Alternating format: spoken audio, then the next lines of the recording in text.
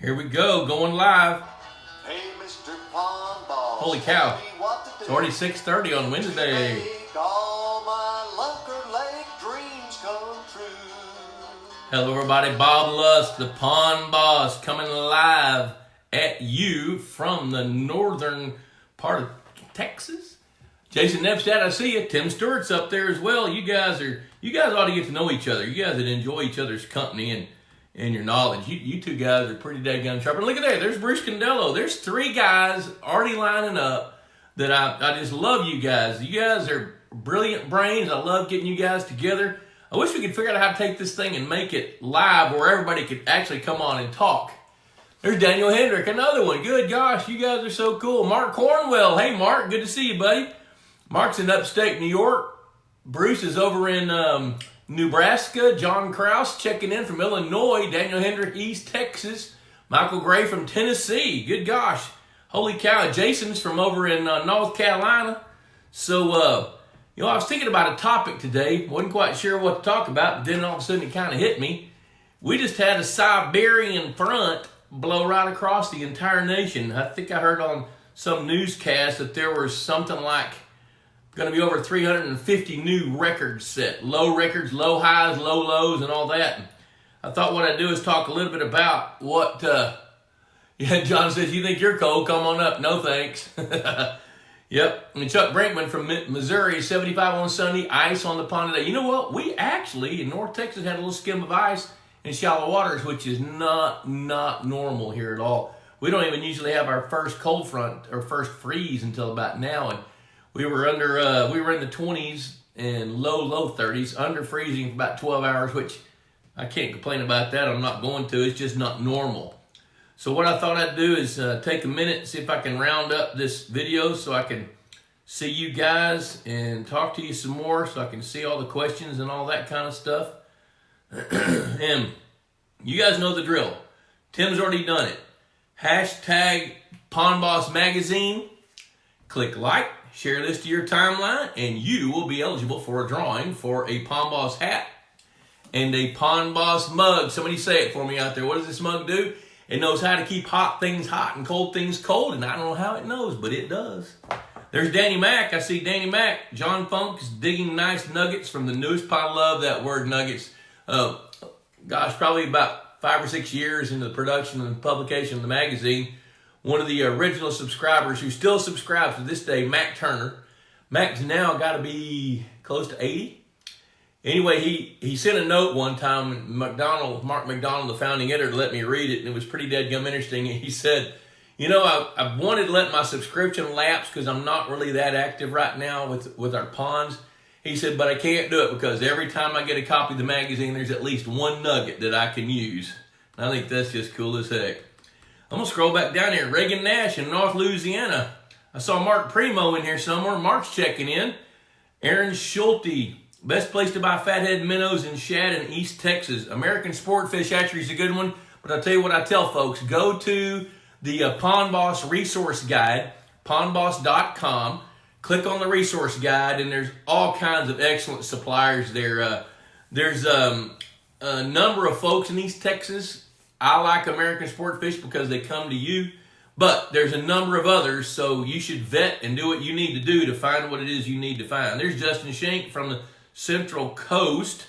Look at there, Troy Seal. He's in Tennessee today. Matt Hines. Good gosh, we got a lot of folks checking in. Record numbers. That's great. Good to see all you guys. Let's see here. Bill Russell. Good to see Bill.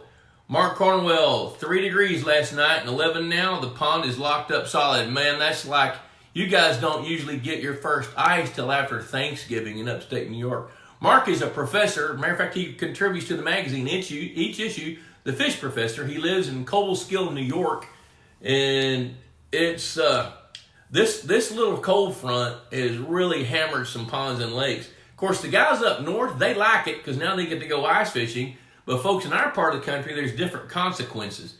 The thing about having ice right now is like where Mark is in upstate New York and where John Funk is in Michigan. When your ponds ice up, that shuts everything, it stabilizes everything under the ice. The water temperature is not going to get colder. It's not going to rise and fall. It's going to be locked up. So that's an advantage because you're not going to be dealing with dramatic rises and falls in the temperature. But what you are going to have to watch out for with early ice up is a greater risk of winter kill. So if you haven't studied about that as a pondmeister north of the Mason-Dixon line, you really need to learn about winter kill. Now what happens here in our part of the country, when the temperature plummets like it did, it was, I think I saw Chuck Brinkman say it was 75 degrees in central Missouri over the weekend, and then the temperature plummeted. They were in single digits as well. Debbie was in St. Louis with hanging out with Tanya Red from Outdoor Water Solutions. They're pretty good buddies. And Debbie Ubered to the airport. Took about 45 minutes to make a 20-minute trip. And the temperature had gone from 75 into the 20s. It was snowing like crazy, 3 inches of snow on the ground. And their temperatures went down into single digits there as well. Hey, Jay Spires. There's Pat Williamson, Oakwood, Texas. Christopher Aguilar checking in from Louisiana. We got some really good Louisiana folks here, too. Matter of fact, I'm so glad to see everybody here. Let's say Jay Spires, happy Wednesday. Bruce Condello, Frank Condello. Hey, Dad. How you doing, mister? Good to see you. Glad you're checking in.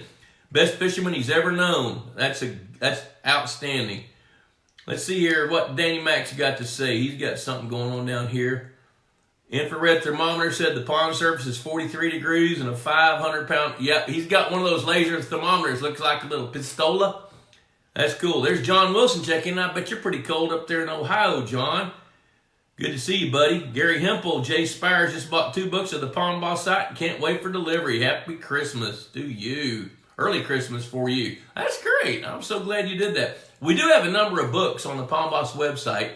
So if you're looking for a good Christmas gift, a subscription to this magazine is a great Christmas gift, especially for the guy that has everything, including a pond.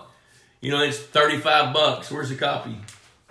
Well, I didn't bring one of the recent ones. Here's the last one. We got a new one out that just hit the post office boxes and addresses here, and it last just a few days ago. $35 a year, folks. Pretty good deal. Let's see here. The polar vortex is a fickle, trollopy strumpet. You know, for you guys that know Bruce, that's exactly where he is, right there. I'm going to have to look up trollopy strumpet. I kind of got fickle, and I do see the polar vortex thing. Justin Schenck says, can red-eared sunfish be feed-trained, or will they take feed like bluegill and catfish? They're not naturally feed-trained. Their nature is to eat snails. So if you now Bruce is sitting there talking about it. I can hear him over the cloud. Ooh, yep, he's saying red ear can be feed trained, but the way he does it is he brings juvenile red ear into a recirculating system in his basement, and he teaches them to eat fish food, but he goes through quite the lengthy process. You won't be able to train them to eat fish food in your pond. Now, with that said, somebody's going to tell me, well, I've got red ear coming to feed. That's because 1 out of 3,000 might condition to do that. So I'm not going to tell you that some red ear won't come to feed, but I'm going to tell you there won't be many if they're not feed trained at an early age, like 2 inches, 2.5 inches long. All right, Mark Cornwell, got to check out and go write his article. Well, hey, you got a good topic, so crank that article out, man. I'm ready for it. I worked on Pond Boss all day today. Gary Hempel finally got home in time. That's great.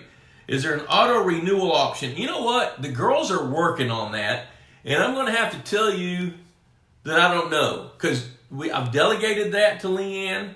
I'll have to ask her where she is on that, but I do know that that's a big deal for us, because a number of folks, when we lose a subscriber, that's like losing part of the family, and a lot of times just because they don't see the notice, they don't get the notice, they don't act on the notice. So an auto renewal, I really like that idea, and we're working on that. Christopher Aguilar, he says, over the last month, my big pond has gotten really muddy. Well, there's a reason for that, and I don't know what the reason would be. Typically, when a pond gets muddy after it's been clear, it can be temperature related, where the density of the water condenses enough that it allows lighter molecules of clay to suspend. Something can be stirring it up. Like where you are, it could be crawfish. Although this is the wrong time of year for crawfish to be real active. I know they're out. They're not burrowed. They're out. So that could be that. So what I would do when people ask me about muddy water, what I tell folks to do is to get a clear glass jar, like a 1 gallon pickle jar, fill it up with your pond water, set it on a shelf, and leave it there for a week. And then go back and look. If the water settled out, and there's a layer of mud laying in the bottom of the jar, then something's stirring that water up. And you can fix it by eliminating whatever's stirring the water. It might be wind action over shallow flats. It might be bullheads. It might be carp. It might be could be cattle wading in it. I don't know. There's a variety of physical ways that water can be stirred where mud is suspended in it temporarily. But if that's not the case, then there's got to be some kind of a chemical reaction that's going on, that some ions are grabbing little bitty clay particles and holding them in suspension. And you can treat that either with gypsum or alum or something like that. But that's a long story and I don't want to do it. The site says there's an auto renewal. Okay, well, see, look at there. There's old Bob not knowing what's going on. I guess I should pay closer attention. But Leanne knows the answer to that. There's Amber Young. Good to see her. Good to see Amber. Michael Ehrig checking in from Iowa. Amber grew up with some of my kids. I can't believe I'm looking at a grown woman. I do. I remember you when you were this big, like a little girl. I'm so glad you're here. Tell your twin brother howdy for me when you get a chance. So let's talk about what this Siberian Arctic swath of frigid air has done. When that cold sweeps across the nation, temperatures in ponds can drop as much as 10 to 12 degrees in one day. I've seen ponds drop as much as 15 degrees in one day. I've seen them drop as little as 2 degrees in one day, depending on how deep it is. Like where Mark Cornwell is up in the Finger Lakes, those big deep lakes, temperature's not going to change, but the pond in his backyard has already got a layer of ice on it.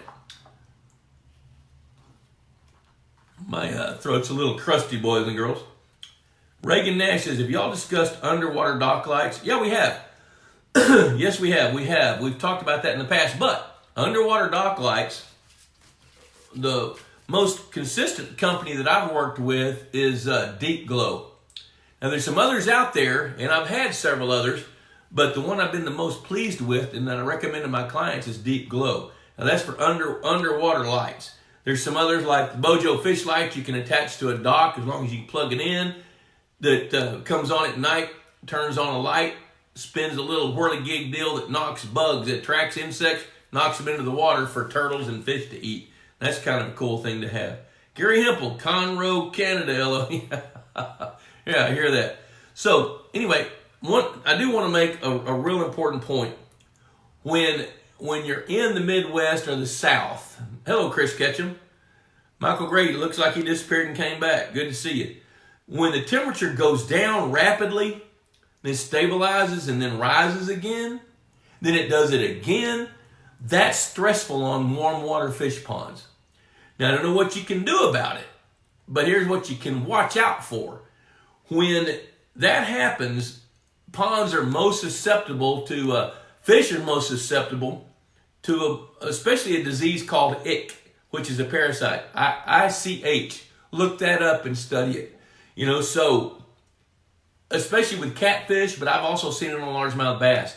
So when the temperature plummets, where the water temperature drops 25 or 30 degrees in a few days, like it's done here, our water temperature was 62 degrees, now it's 44. That's a big drop. And now it's going to warm back up. If our temperature gets back up into the 60s, that can trigger a stressor, especially for catfish. So if you have a catfish pond and the fish are feeding, feed them. Because the more they can eat, the healthier they can be, the more they can fight off those diseases. But if something like that, it looks like little bitty white specks on fish. And most of the time in the winter when that happens, it's fatal. I've seen ponds of fish go away because of that. Bruce says, if you were listening to this right now, you'd have no idea what the level of information is that you're getting. Bob Lusk is an absolute genius. Wow, talking to Bruce there. Huh? I appreciate that, man. Chris Landeck, howdy. Howdy, Chris. Yep, Gary Hempel, common in aquariums. That's exactly right. You battle ick in aquariums all the time, and it's almost always triggered by a fish that has it, and the temperature drops and goes back up. All right, Todd, greetings, Todd. He says, great information on my favorite fish, sunfish. I love sunfish. First fish I ever caught was a sunfish, and probably going to be the last fish I ever catch at 98, or however old I make it to be. So anyway, when these water temperatures drop and rise and drop and rise, that's a stressful time on your fish. I'm not going to really tell you to do anything about it. I'm going to tell you to pay attention about it. But if you see fish behaving strangely, like coming to the edge of the pond, call somebody. Call your fisheries specialist. Call your fisheries biologist. Come to Pond Boss. Go to the forum. Call our office. Send us an email, and we'll direct you to somebody that can help. So, that's what I'm going to tell you. Gary Hempel says, looks like sugar-coated fish. It does look like little white specks. It looks like grains of sugar stuck to the fish. That's ick. Other diseases can be susceptible. So here's what I'm going to tell you. When you're fishing and the water temperatures have gone up and down, and you catch a fish, reel it in fast, make sure your hands are wet, lip it quickly, and preferably have a what's that little clip on? Somebody tapping in the scale that clips on, and got a little button that you push it down, spring loaded. Somebody knows what it is. I can't think of it. But the least you can touch the fish, the more likely they are to be able to heal from that slight trauma of being caught. So handle fish real well. I'm thinking GoPro, Bojo, but that ain't it. Somebody write it down and tell me. Tim Stewart wants to know the red ear snail parasite relationship. Sure. Jason Lugwood, hula. That's I like hula. I don't think that's it, but that's a good idea. So Tim is asking about red ears and snail. Red ear sunfish are a sunfish that can live, actually they can live as far as Lincoln, Nebraska, far north. Yep, it's a grip scale. Bog, somebody's going to get it here in a minute. Pat Williamson, and I'll come back to that red ear question. In aquariums, it can be cured by turning the heater up to 85 degrees and it will get rid of it. That's true. It's kind of hard to do that with a pond, but there's some tricks and techniques you can do if your fish have that. Michael Eric says, I've never seen that in his Iowa pond, fortunately. That's because Boga, there it is, Boga grip. I knew it was Gojo, Bogo, GoPro something. Boga grip scales. That's it. Thanks, Bill Russell. Yep, going back to Iowa, that's one of the benefits that you guys have right now because now you've got ice.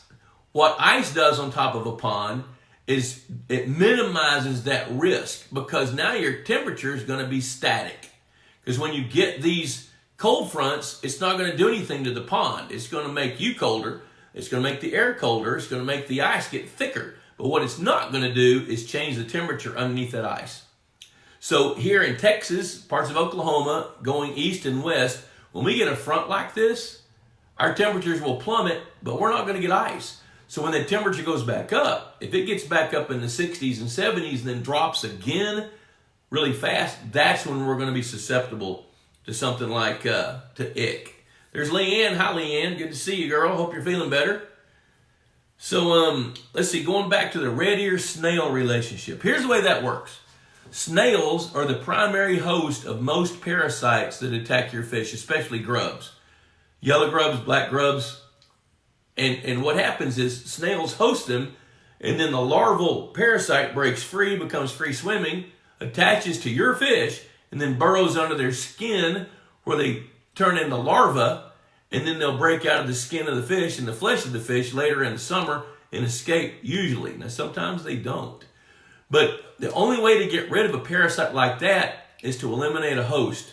Well, since the fish are the secondary host and you don't want to get rid of your fish, the smartest thing to do is get rid of the snails. Well, snails love to eat vegetation. Well, we love some kinds of vegetation in ponds, so we might as well get ready because we're going to have snails. They get transported by waterfowl. That's an easy way. Great blue herons, egrets, things like that. They can move snails from one pond to the next. And remember this, if you got the right kind of water, the best kind of habitat, a food chain, something's going to grow. That species will thrive. So if you've got any kind of match of vegetation, you're likely going to end up with snails. And if you end up with snails, that gives a chance for parasites to be transmitted coming in from other birds. There's some of the spores of snails can be transferred through fecal matter. Some of them can be transferred during rain events. So where I'm going with this is that red ear eats snails. Bluegill really don't. Pumpkin seeds, for you northern guys, pumpkin seeds eat snails. So having some red ear in a pond is a really good insurance policy. Now I've seen ponds where red ear just explode, grow big, get fat. I mean, think about right now, the world record red ear are growing in Arizona, where quagga mussels are. So those red ears over there have figured out they can make a living off of little bitty mussels. So any kind of crustaceans, that's what red ear sunfish eat. So the only restriction you have is what your climate is. They don't really like rapidly dropping temperatures like what we're having right now. Christopher Aguilar says, where's Ron Ardoin? I don't know. He should be here. He must be out on the oil rig because he works a number of days and he's off a number of days. So let's see here. Michael Eric, what is the ideal number of red ear per acre? If you're stocking a brand new pond and it's going to be a largemouth bass bluegill pond, I'm going to tell you, you're going to stock the number of bluegills, which I tell people to start at 1,000 per acre and 250 red ear per acre. Now, if you're going to add adult red ears to an existing pond, stock fewer. Anytime you stock adult sunfish, you don't stock nearly as many as you do when you're stocking fingerlings because their survival rate's going to be better. Let's see here. Tim Stewart says, I have a kind of bird called a limpkin that eats the big snails. Well, Tim, you live in Florida, dude. You have pythons, alligators, you have birds that nobody knows what they are, and you have all these exotics like giant snails, big around as a baseball. So it's good that you've got birds that will eat those things because those are going to outgrow your red ear unless that red ear gets on them pretty early. Christopher says, how about you offer a pheasant hunt giveaway since you got one behind you? Yeah, what's the giveaway? Because I'm keeping that one. Let's see here. I'll tell you a story about that pheasant. My very, very dear friend, Dave Willis, was the department head at South Dakota State University. And there was, years ago, he called me and said, hey, why don't you come up and speak to our American Fisheries Society group and give them some idea of what it's like to be in the pond management business and go nationwide helping people with lakes and ponds. I said, I'd really like to do that. So we set it up, and when I got there, he said, really the main reason I wanted you to come was to go pheasant hunting with me.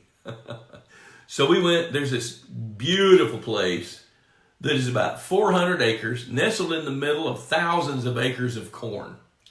Well, the corn had been harvested, and this place 100% was managed for perfect habitat for pheasants.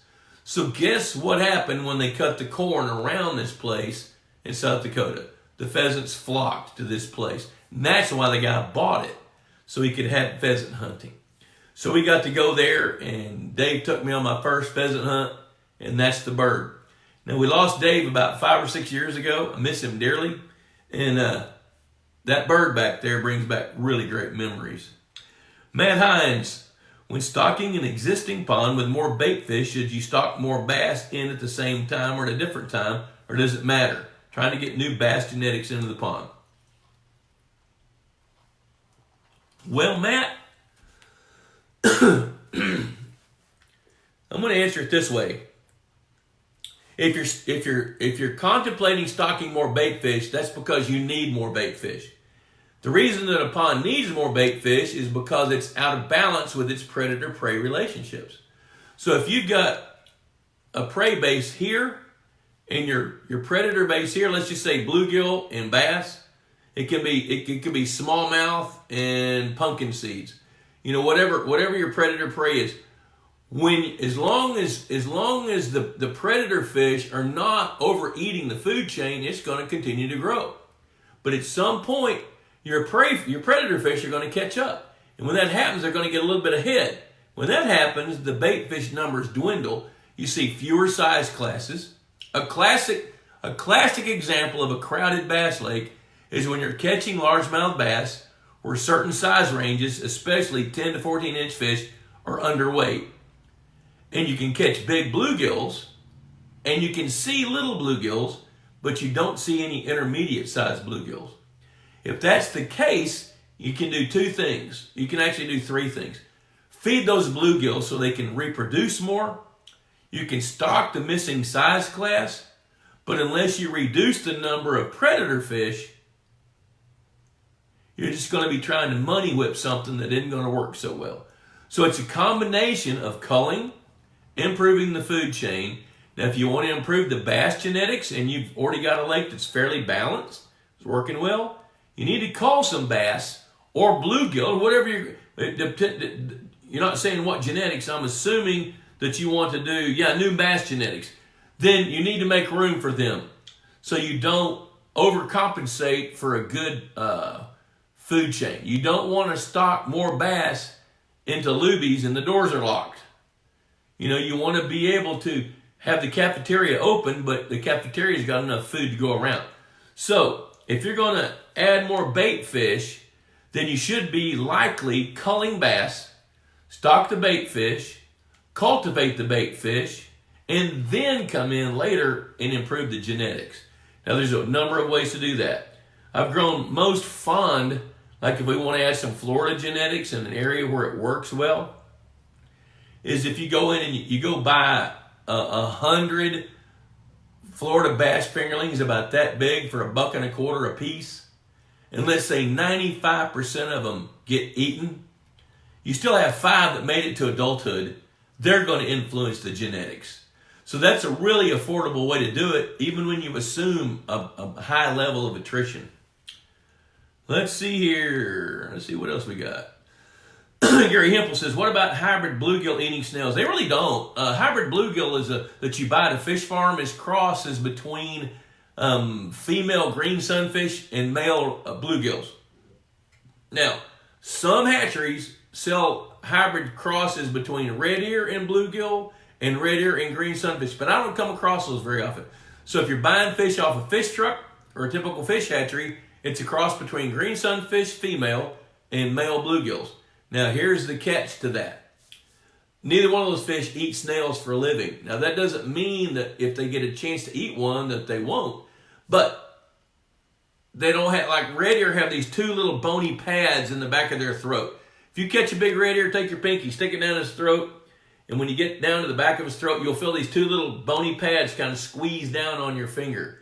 Well, those bony pads are what breaks the shells of the snails so that red ear can digest them. Bluegill and green sunfish don't have that. And so therefore the hybrid bluegill doesn't have that. If they eat a snail, they're going to have to digest it whole, which isn't going to happen.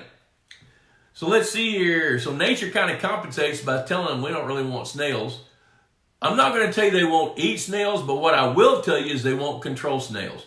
You can control snails to a lower level when you have red ear sunfish. You won't eradicate snails if you've got the right habitat, good clean water, and a food chain for snails. You won't eradicate them, but you can at least keep them managed.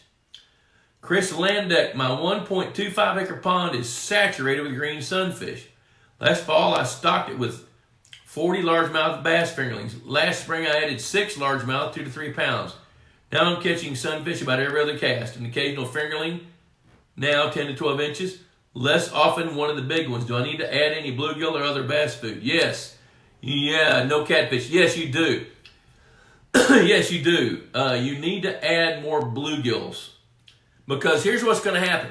Once the bass gain an advantage on those green sunfish, they will really pretty much eradicate them.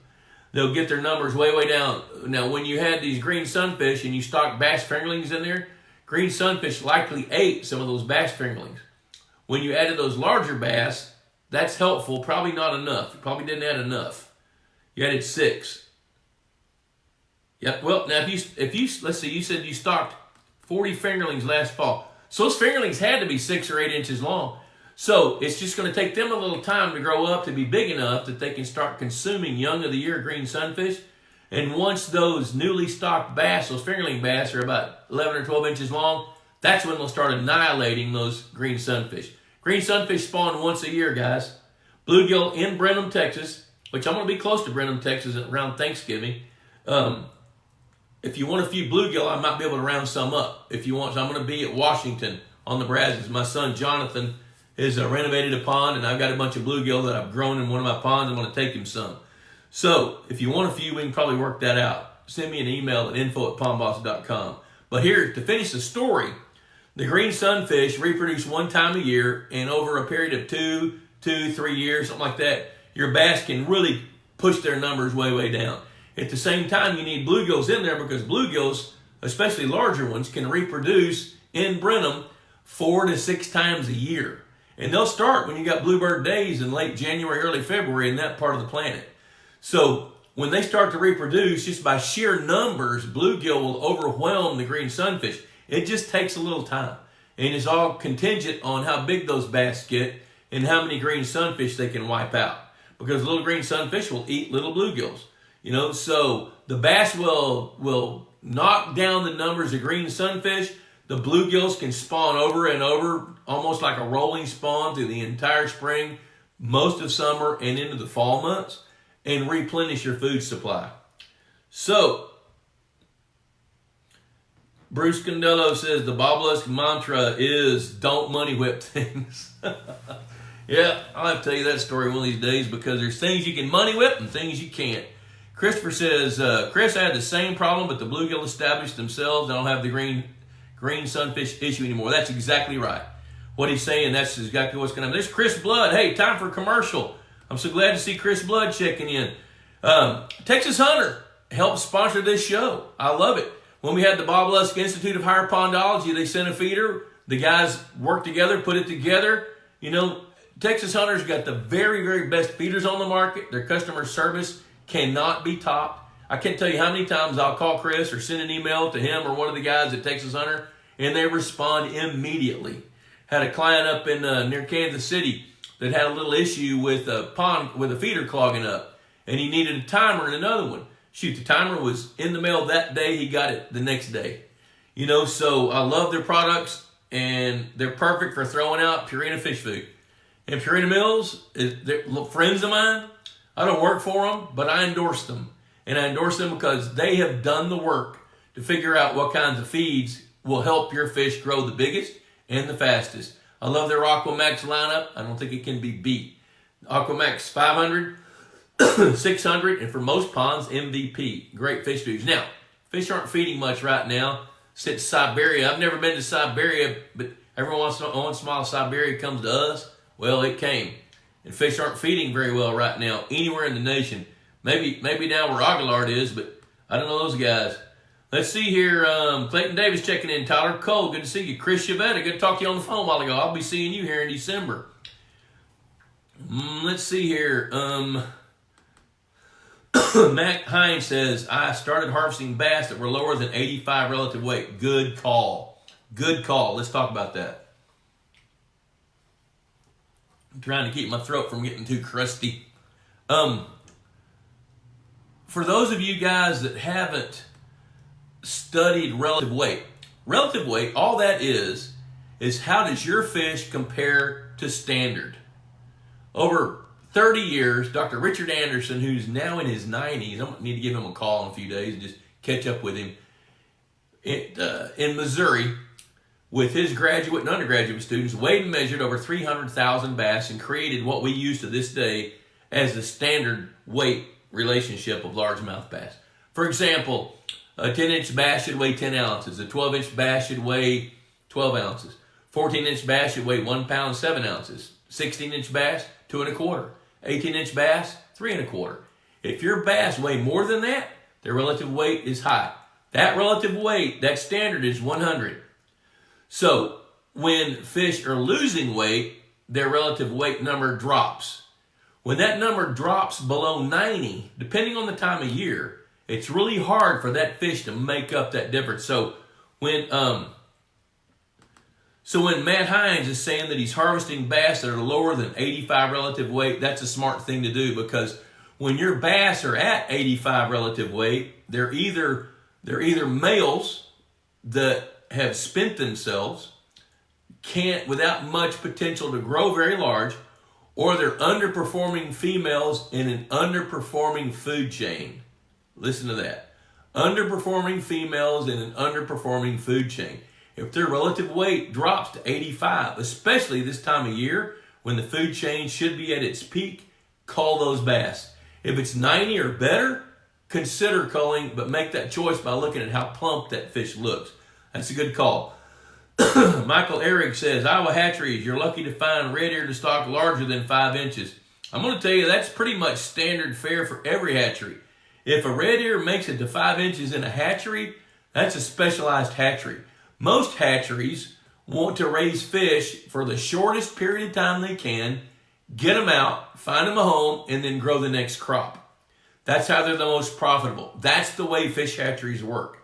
If a fish hatchery's got some 5-inch red ear, it's because typically they've got these bigger lakes that they can't totally harvest, and they'll harvest them once or twice, or once every year and a half, or every other year, something like that. That's how you can get 5-inch long red ears unfished. It's kind of the same story with bluegills. If I put 200 3 to 5 inch red ear in a 4-acre pond that has all sizes of bluegills in it, some smaller crappie, but most of the crappie are 12 inches, and most bass I catch are 12 to 15, but the pond's 40 years old, so I'm guessing the bass are stunted. Anyway, what percentage of those 200 3 to 5 inch red ear would live successfully? Here's what I think. If there's plenty of vegetation that they can hide in, and that they've got snails to eat, their odds go up. Now, when you've got bluegills, all sizes and all size classes, depending on the numbers of bass you've got, most of them you catch are 12 to 15 inches. I'm going to tell you, 200 red ear, I would almost bet you 25 to 50 of them would make it to adulthood. And if that's the case, that's almost enough to really get your snails under control. Here's what I would tell you. Do that, then do it again in 6 months, then do it again in 6 months.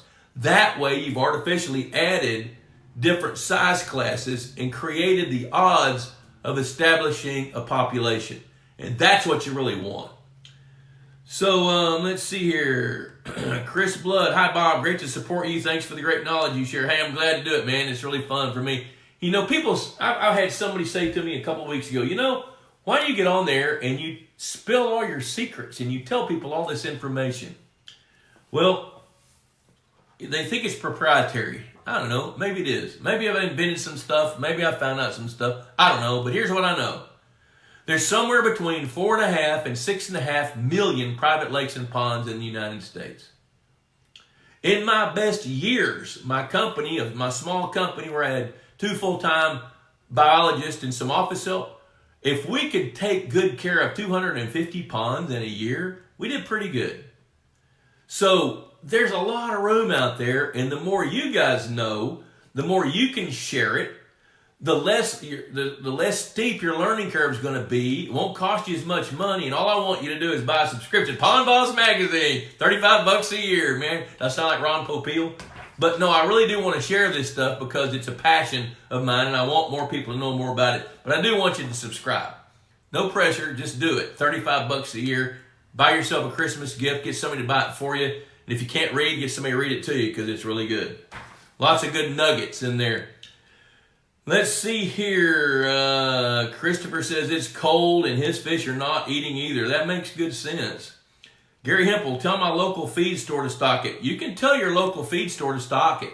And if they're a Purina dealer, they can get that fish food. And if they won't, then you let me know. And I'll call the Purina guys or connect you with an email or something. You will get that Purina fish food if there's a Purina dealer there. Let's see, Michael Eric, I have your relative bass weight deal laminated. I need to do some sampling this spring. Heck yeah, I totally get that. So Jay Spires, Purina Foods, would you have to buy different types for each breed of fish, or is there a go-to feed for all species in the pond? If I'm going to, I'm looking at Bruce's comment. We'll get to that in a minute. I would start, if you're not feeding your fish, I would start off with MVP. Because it's 9 different pellet sizes, which is appropriate for different sizes, different classes of different species of fish that will eat fish food. Now, once you start to see bigger fish coming, then you can switch up to a bigger pellet size, which I've got feeding programs going on now where we're feeding small fish, the MVP, but we're feeding bigger bluegills, 600, and we're hand feeding Aquamax largemouth, which is pellets about as big as the tip of your thumb. So there's the tip on feeding. Now, how much to feed? Feed what they'll clean up within about 3 minutes or 4 minutes. Because when they want it, they're going to eat it. Now, like I said earlier, this cold front has really knocked fish off of the feed. So I wouldn't expect fish to be feeding, with Aguilar's not getting his fish to eat in South Louisiana. We're not going to get them to eat in Iowa. They're not going to eat in North Texas. So Bruce says, underperforming females. So many inappropriate things I could say right now. Did I say that out loud? I'll go to my corner. No, you didn't say it. You typed it. But you didn't misspell any words, so hats off to you. Speaking of hats, Pond Boss hat, Pond Boss mug, knows how to keep hot things hot, cold things cold. If you will hashtag Pond Boss Magazine, click like, and share this video to your timeline, you're eligible for a drawing for those 2 items. Now, Leanne was out sick today, so I don't have a winner, but we'll have one next week. I just got to remind myself to remind her because she does the drawing. Let's see here. Chuck Brinkman, I started feeding Aquamax 400 to support my fry. Now, 400 is almost the consistency of cornmeal. So Aquamax 400 is really, it's not necessarily a fry starter, but it's up the line just a couple of sizes to feed small fish like bluegills and little bitty catfish, things like that. And once they gained a little weight, he added the MVP, and then he continued with added Aquamax sport fish. So what's going on here? Chuck Brinkman has created a feeding program based on the needs of his fish as they've grown and as they've reproduced. And, if you could see some pictures of his fish, he's got some almost as big as one of his youngest daughter. He got some giant fish. Let's see here. I'm going to scroll on down. Let's see here. Pat Williamson, Bob the teacher. He's trying to be. Bruce, he says, buy the magazine. Yeah, boy, that's it. Best money you can spend. There we go, man. We're getting some good endorsements here. Thanks, guys. Michael Larry got my latest Pond Boss in the mail yesterday. Going on 5 years. Wow, that's great. I love it. Reagan Nash going to buy a subscription tonight. Man, welcome aboard. Welcome to the family there, Reagan. Glad you're doing that. Am I affiliated with Purina? I'm not affiliated with Purina, but I'm a big believer in their products. And I'll tell you that story real quick. Back in, Pond Boss was born in 1992, and I helped birth it. Mark McDonald was an unemployed outdoor writer at that time, and Mark just had his 70th birthday. Well, Mark had been an outdoor editor for the Dallas Times-Herald. The Morning News bought the Times-Herald, closed it, and laid off a bunch of people. He got laid off. So he was looking for another gig, and he went to a pond management seminar in North Dallas. To make a long story short, he started talking to people, came to me. He said, hey, do you think there's a need for a newsletter? I said, absolutely yes. I had a bag phone that I could plug into the cigarette lighter in my truck. Al Gore had not yet invented the internet. We couldn't do emails. None of that was going on. It was come home, listen to your answer machine, return your calls. So I thought it was appropriate if we could communicate. So anyway, I helped Mark start Pond Boss, and then 3 years later, in 95, I bought into it with 2 other guys, Mike Otto and Harold Arms. Harold Arms no longer in it. We bought Mark out about 15 years ago. So Otto and I own it. But here's what we did. First thing was you wrote a letter. We needed a national advertiser for a regional magazine. So we sat down and wrote a letter to Purina Mills. And they responded like 5 days later, wanted to talk to us. And we hosted them. Walter Bassano was working for Pond Boss. He works for American Sportfish, Texas chapter now, Texas office. But Walter and I hosted them. We took them fishing on a really nice private lake. They had a blast. And after they went fishing, we took them fishing. Then we circled back behind where they fished with the electrofishing boat to let them see some of the bass that they didn't catch. Well, we cooked a prime rib that night. Then the next day, we took them to a barbecue joint after they fished. And over in Glen Rose, Texas, Hammond's Barbecue. Clark Cole knows where that is. And anyway, it was there that Gordon Ballum with Purina said, hey, Bob, we want to support the magazine, so we want the inside front cover. So they bought the inside front cover. They've had an ad in that magazine every day, every issue since 1995. Inside front cover. And they said, but beyond that, we think that you're involved in a burgeoning industry and we want to help that industry. So are there any products or things that would help? And I thought about it a minute, and I said, we keep feeding different sizes of the same species of fish the same fish food. We can go in and buy catfish chow, and it's all one pellet. Do you think that you can make different sizes of different pellets for different sizes of different species of fish? Man, they looked at each other, and you could see the light bulb going off. So pretty soon they're talking back and forth in lingo that I now understand. I didn't then, talking about, how to the different processes, the extrusion, the different molds, and the different ways to cut. And to make a long story short, about 2 weeks later, I got a pallet full of unmarked bags of 9 different size pellets of fish food that became game fish chow. So game fish chow was born in a barbecue restaurant in Texas because Purina Mills wanted to help. Well, what they do better than anybody else that I've come across is research and development to use the best products and the best ingredients to make the best feeds for that animal. And in the case of fish, for that size of that species. So Aquamax MVP, for example, is specifically designed to feed bluegill, young feed-trained bass, small hybrid stripers, and other carnivorous fish that eat fish food. That's what it's designed for. And those pellets, about 30% of them slowly sink through the water column. And if you've ever stood there and watched fish eat, the most aggressive fish are at the surface tearing it up. Fish that are more passive linger lower. In clear water, you can see them. And as those little bitty pellets make their way down through the water column, little bitty fish can eat those pellets. So I do endorse Purina's products because I completely believe in them, but I don't work for them. So there's the long answer. Okay, so now I'm going to go back here and see here. Okay, Jay Spires, hashtag Palm Attaboy. Grandpa, my wife confiscated my cup. Oh, man. We'll have to get you another one. Danny Mac said, is there a hazard in feeding the fish the day before the Siberian Express rolls through? Absolutely not.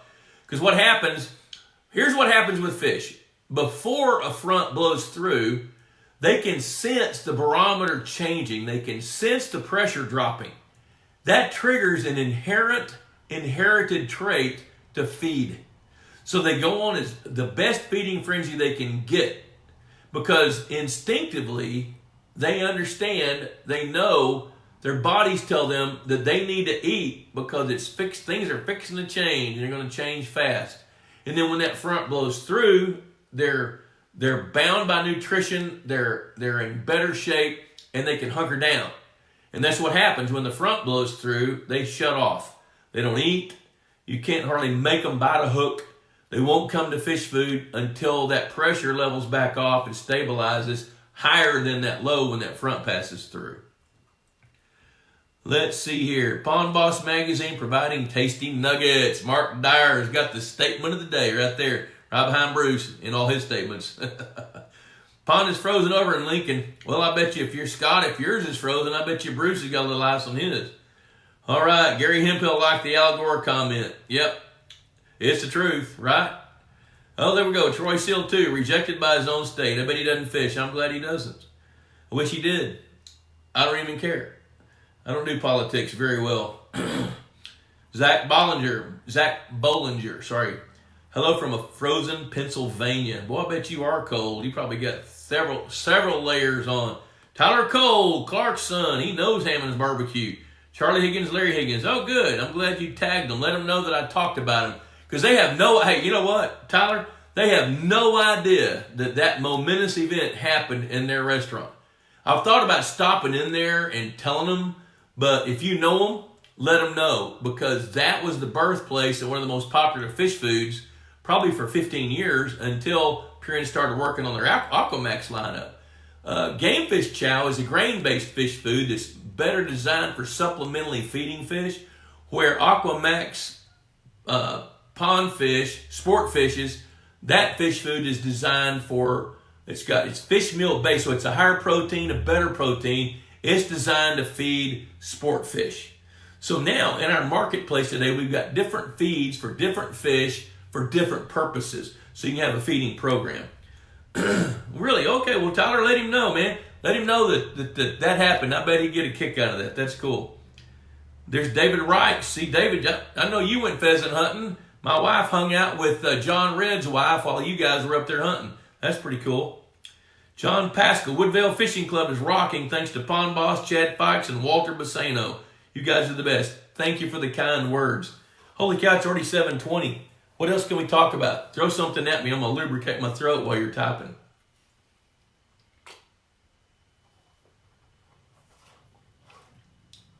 What else about the polar vortex? The Siberian Express coming through. You know, going back to the post front,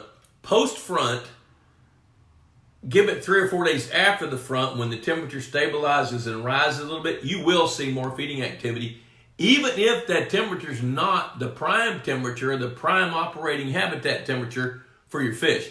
When that temperature goes down, water goes down into the 30s and rises back into the upper 40s, they're going to feed again. Chris Chavetta, Dick Tabert's got 1 inch of ice. Dick, good to see you, buddy. Hope you're doing well. Chris says, in winter, if you feed a sinking feed, will the fish eat it on the bottom? The answer to that is maybe. If they are accustomed to eating fish food there, then they're more likely to eat it. Now, the thing is you got to have a pellet that holds together very well because they may not eat it for a day. So I tell you what, if it's too cold for fish to eat a floating fish food, I would not think I would want to put any more fish food in there, with a very few exceptions. I'm sitting here looking at your lake in my mind, Chris. I can see you walking out off your dock, feeding the fish in that 60 feet of water. I wouldn't do that there. But guys that have a catfish pond that's 1/2 acre to 2 acres, it's okay to feed sinking feed in that environment because you've got more concentrated numbers of fish. They haven't migrated away and gone somewhere else in the lake. And you can feed them in a small pond and they'll actually eat that fish food. Let's see here. David Reichs had a great time in cold. So it wasn't cold when you got there, but it didn't take long, did it? You guys had some really, really coolness. I don't know who Gary Hempel's talking to, but I'll take it. Let's see, how can you grow prawns? I love that question, Chris Horsley. Prawns, you can buy the young prawns. There's a producer of those west of Fort Worth, Texas, that would love to sell you some prawns. Now, here's the thing. You can stock them at about 3,000 to 5,000 per acre, but you need places in the water that they can crawl on. You need to aerate because they're bottom dwellers, and you need to get the feed to them. They're not going to come to feed. But you can grow prawns, and they're tropical fish, tropical animals. So when the temperatures begin to drop in the fall, you need to harvest them. And the only way to harvest them efficiently is to drain the pond. Now, those that do it on purpose will have an 8 to 12 inch drain, have the drain going into a sump with nets where they can catch the prawns as they come out of the great big nets that they can tie onto the valve of that 12 inch pipe, which is expensive, by the way. If you haven't priced a 12 inch valve, it's a lot of money. And then they catch the prawns as they come, but invariably, quite a few of them won't go out the pipe, no matter how big it is. And you're going to be walking out in the mud, picking up prawns, and they'll stab you, poke you, flip on you, but you can grow some really big, nice prawns. And Brian Luhr, if he's Luhr, if he's not on here, he's done it, and he's had some real good success with prawns. But yes, you can do that. And I was talking to Brian Luhr about it last week. They came by the house for a little bit, and he uses Aquamax MVP to feed his prawns. And he does that because some of it will float to the side, then sink, but because the majority of that fish food is going to sink to the bottom. He also uses Aquamax 400, which all that feed will sink. But he made it a point when he's growing prawns, he was out there every day, 2 to 3 times a day with a scoop, throwing feed out all the way across that pond so the shrimp could eat it. Now, you need something like mossback fish attractors. I think he uses that orange plastic construction fence like you see on highways sometimes. Got holes in it like that. And he puts that in the pond because when these shrimp, in order to grow, they molt. So they got to climb up on something and molt so they don't get eaten. If they molt on the bottom, other shrimp will attack them and eat them. Your attrition goes up and your numbers go way, way down. So there's some really interesting techniques on growing prawns. John Pascal, forage. Can you have too much? No, you can't. If you have too much, you can fix that by adding some predators, which is really, really easy to do. If you get too much, now let me kind of qualify that. I don't want to blow past it. If you've got hundreds and thousands of great big bluegill, and we're calling that forage, then yes, you can have too many because then they're not reproducing at the rate they should, and they're eating baby fish coming off the nest. But if you've got a mix of 5 or 6 size classes of bluegill, you got 3 or 4 size classes of red ear, you got threadfin shad, you got crawfish. If you've got a whole bunch of forage fish, you can't have too much. And if you think you do, then I'd be looking at my catch rates. Because if you're not catching very many bass, and they don't look like what Ray Scott says an Alabama deputy sheriff looks like, then there's something clicking. So if you are overcrowded with forage fish, there's a reason for it. And that is unlikely. If you do have too much forage, it's easy to fix. Put something in there. Justin Lugwood said snow fence. Okay, sounds good to me. Tim Stewart, it got cold in Florida too. Yeah, down in low 60s. That's kind of hard on you. There you go. John Pascal, bluegill, tilapia, and threadfin. If you've got too many of those, that means you're understocked with predator fish. And your tilapia are getting ready to go away if they haven't already because they die, depending on where you are, John. I don't remember. The tilapia die at 52 degrees if you've stocked Mozambiques, and threadfin die at 42 degrees. So if you do have more forage fish than you think you should, that's a good thing because if you've got bass in there, those tilapia will be getting sluggish and the fish will gorge themselves. When the temperature gets into the 40s, low 40s, the threadfins will get sluggish. They'll rise to the surface and small bass will come and eat those as well. So there you go, guys, 7:27. Holy cow, where'd the hour go? I wasn't quite sure what I was going to talk about, and I'm thankful that we could get started on time because I just got through chasing grandkids, getting one to dance and one to our house. And Debbie said, oh, John Pascal in Mineola. Yep, Mineola, your tilapia are right on the verge of dying right now because of the water temperature plummeting. What that means is they're going to get sluggish. When they get sluggish and the water temperature levels off, you should start seeing some bass activity. You should start catching a few bass that have tilapia tails sticking out of their throats. And it's not cold enough for threadfins to go away. So anyway, I had about an extra 15 minutes to get here and get set up for this show and had Debbie and 2 grandkids. And Debbie said, can we run through Chicken Express or Golden Chick and get some chicken? Okay, I got here at 7:26 and we got started on time. We're coming up on 7:28. I just want to tell you again, thanks for checking out this show. Jay Spires, you're welcome. Glad to do it. And I told you why. I mean, I really do want you guys to learn more about it. That's my motive. Although it would be nice if you subscribe to Pond Boss Magazine. $35 a year, cheaper than a Friday night date and last a year. That's my little go-to statement there. So here we go. Rock and roll. Dick Tabbert, yes, it's cold with dead tilapia. Yeah, I get it. So, hey, guys, thanks for checking us out. I'm going to go ahead and clock out and go get my little granddaughter from dance, bring her home and let her play with the other little grandchild.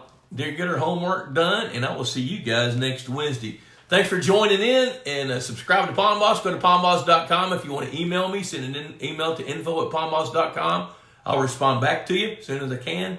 And if you have any article ideas, something you want to read about in the magazine, I'm open to that too. Heck, write it and send it to me, but talk to me first, and we'll see what we can do. So, I'm going to wish you a good Wednesday, and we will see you next Wednesday live from right here in Gordonville, Texas, world headquarters of Pond Boss Magazine. Adios.